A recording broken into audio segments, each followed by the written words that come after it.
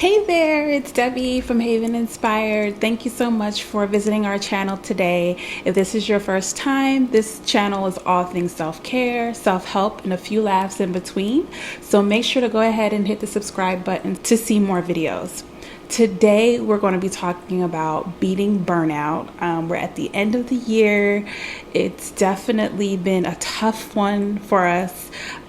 So this is just a way to kind of identify when you're burnt out and what to do in those moments. Here are 3 simple ways to help beat burnout. So let's go ahead and jump into this video.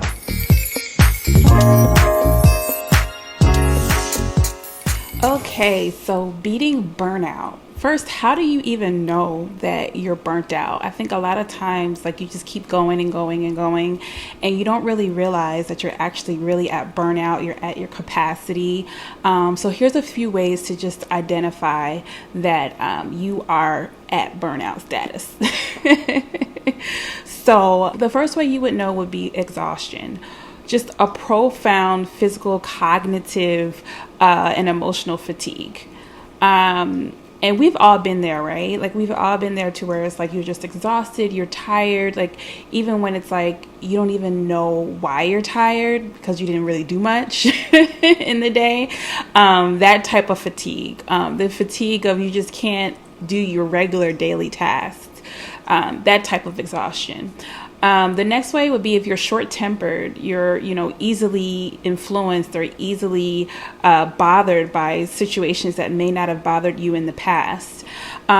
Stress pains, your body does definitely talk to you. So if you're at burnout, your body will just tell you, really, honestly, it will just tell you, whether it be you having a severe back pain, severe headaches, body tension. Those things are things just to make sure that you pay attention to. Your body is speaking to you and letting you know that, hey, I'd had it. The next area would be if you just no longer care, your care for work or just things, especially things that are causing the burnout. Your care kind of just goes downhill. You're just I'm over it. I don't care. If I meet my goals at work, I don't care if this relationship goes away, I don't care. So definitely take heed if you get into that moment of, I do not care. And hey, some I don't care is very healthy. But for the most part, if it's something that's important, like your job, your children, your marriage, things of that matter, relationships that are close to you. And I'm talking about relationships that have been positive relationships in your life. If you don't care about relationships that's been in your life that has been toxic, that's another thing. That's another video. But this is things that you typically care about, but no longer give any cares about. So yeah. Also, just distancing yourself from your main core responsibilities that you need to take care of. So your bills, your finances, your home, just things that you really have to take care of, and you're just distancing yourself from it. You're avoiding it. Those are just, signs of burnout. And then just you're no longer efficient in your day-to-day. You going to work and you're making mistakes that you never make, or just coming really lackadaisical with your work ethic, and just not performing as normal, just not performing to your best capacity, and what you're normally or typically used to as far as performance. And that's, again, for work, just at home, taking care of your business, that. It's across the board. When you find yourself in burnout mode, there are 3 things that you can do to pull yourself out of it. I know it's hard. I know when you reach burnout, you're just I'm over it. But you definitely want to make sure you pull yourself out of it, because if you don't, you're going to start spiraling, and just other factors and things are going to come into play, and you don't want to get there. So when it comes to the 3 areas, number 1 is stop. That's number 1. Hey, stop. That's it. I'm done. But yeah, no, stop and take a break and prioritize self-care at that time. So stop, take a break, and prioritize self-care. When it comes to prioritizing self-care, definitely make sure that you get your rest. Rest is at the top. A lot of times with burnout, you just need to rest your mind, your body, your spirit. Everything just needs some rest and a break. Make sure to take the time to replenish your physical and mental energy. So that comes with having a self-care routine when you get to those moments of burnout. I definitely do have some self-care videos, so definitely check them out. I think I have them plugged in somewhere around here. So yeah, make sure you check those out. Look at what you're eating. That could be adding to your fatigue. So definitely definitely make some better choices as far as eating to help bring your energy back. And that's definitely a part of your self-care as well. Self-care could also just be doing absolutely nothing. Just doing nothing, just sitting back and taking a day to just like relax, taking a day to not rush. I'm a big rusher, and I rush myself for no reason. Like I could just be going through the day. It doesn't necessarily have to be like, something that has to happen now. But if I know if I have things to do, I instantly rush. So take a day of no rushing, because of the fact that adds to your stress, and it also adds to your burnout if you feel like you have to have things done by a certain time every day, all the time. Take what I like to call a no rush day, where you just go throughout the day, making sure that you don't rush. You still get things accomplished, but you don't have the stress of rush. And then set some time aside to do some things that energizes you. So your hobbies, whether it be, music or, working out, anything along those lines, set aside some time to really concentrate on self-care. It's so important to make sure that you give that time and build that time into your schedule as best you can. Number 2, shift your mindset. Self-care is great, but it doesn't address the core reasons of your burnout. After you take your break, after you do your self-care, you still have a job. Okay, you still have kids, you still have priorities and responsibilities. Even though self-care will give you that time to refocus, it still doesn't alleviate the fact that you still have all of these things that are going on, and those things are creating that burnout. So in spite of all of that, you still have to shift your perspective and make adjustments as needed. Take the time to identify what's really triggering your burnout. Is it outside factors, whether it be like work or home, or is it just pressure that you're putting on yourself that's causing the burnout? Examine what aspects of your situation are truly fixed and what aspects of your situation can you change. If it's work, examine those areas that are actually causing the burnout. Are those things that you can control or cannot control? If it's work, make sure that you find a way to detach from work when you're complete or when you're finished.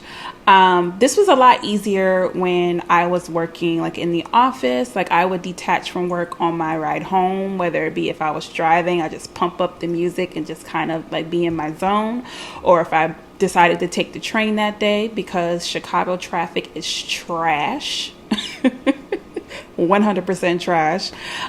So if I decide to take the train that day, I'll, put something in my headphones, whether it be music again, or, a podcast, or just sometimes I like to listen to audiobooks. So it was easier for me to detach at that point. But now that I'm working from home, it's so hard. Everything kind of just bleeds together. So just having like something that you do, and it could be something very small, to make sure that you detach from work and that your body and your mind now knows that work is 100% over. So what I've been doing is after work, I wash my face.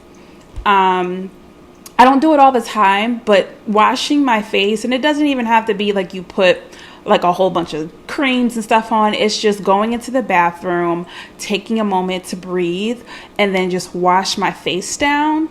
That gives me the, okay, work is done. So find a different way that you can, some things that you can do that's really small to make sure that you detach from work, whether it be, light a candle, light an incense, turn the lights down, anything along those lines that you can think of that will help you detach from work. I found that has helped me make sure that I separate the two, because then I just found myself like still on my laptop 8 o'clock doing stuff that I'm like, work is over. Like, why am I still on my laptop? So yeah, that find a way to detach if it has to do with burnout with work.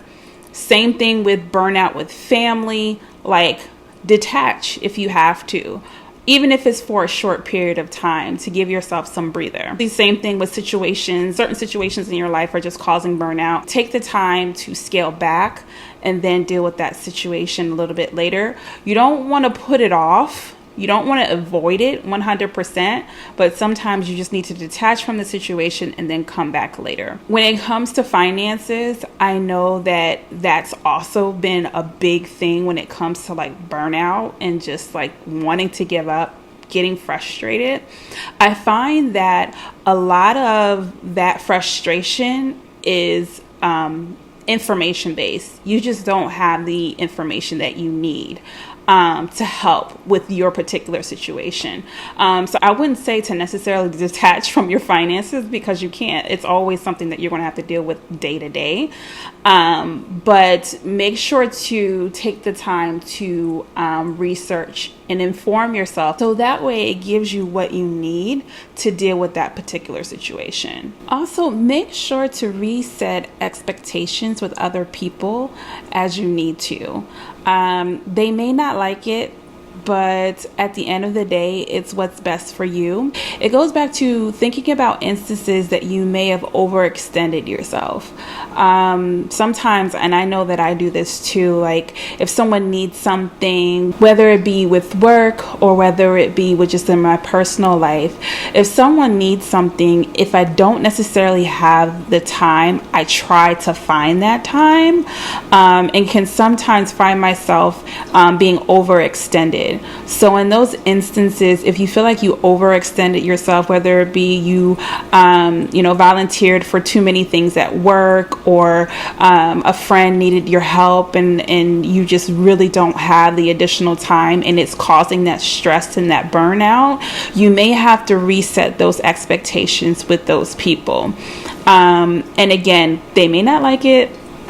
Unfortunately, you may have overextended yourself, so apologize and say, hey, I'm sorry. Like, I think I just took on too much at this time, and I'm really not going to be able to help you in this moment. And maybe make a recommendation for another person to help, or give them some type of tips or something. But definitely scale back if you have to. There's no fault in that. You're not a failure if you do that. It's just a matter of taking the time to evaluate what's going on and making those adjustments as needed. Number 3, this is the hardest thing for me too, and that's ask for help.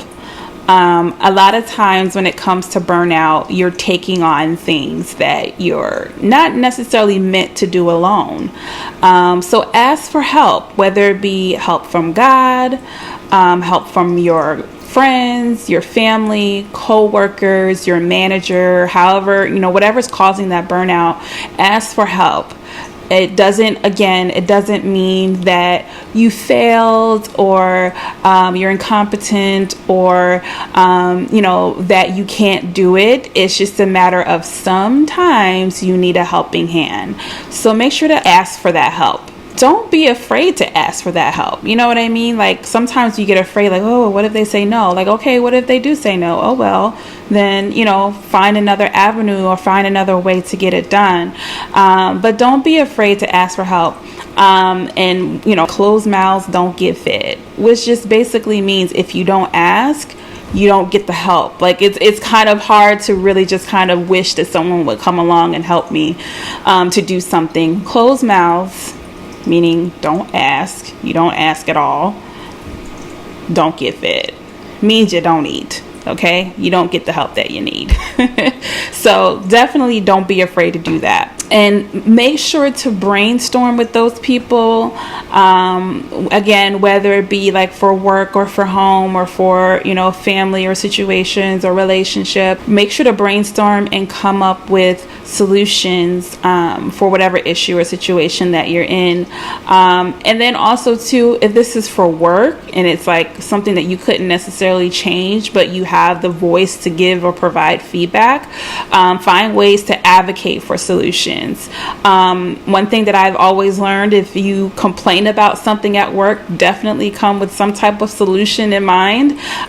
So take that with you and make sure that if you bring up a complaint or bring up an issue at your job or within your workplace, to think and brainstorm of some types of solutions to provide to your manager or your coworkers in that situation. And then be concise and specific in your needs. And that's across the board. If you're going to ask for help, be specific in what's needed. Be concise. Make sure that you articulate yourself the best way possible so that way that person can understand exactly what you need. Because a lot of times you may go into a situation and say, hey, I need help, but that person doesn't necessarily know how to help you. So make it easy for them to help. All right, y'all. So that's it. That is my 3 ways of beating burnout. I hope this helps. Especially if you're in that burnout status right now. So definitely pick yourself back up, do your self-care, make sure to shift your focus or shift your perspective and ask for help.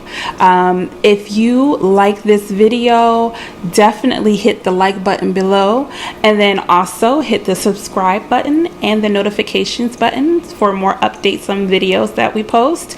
We post weekly on Sundays. Until next time, you guys have a great rest of your day. Bye.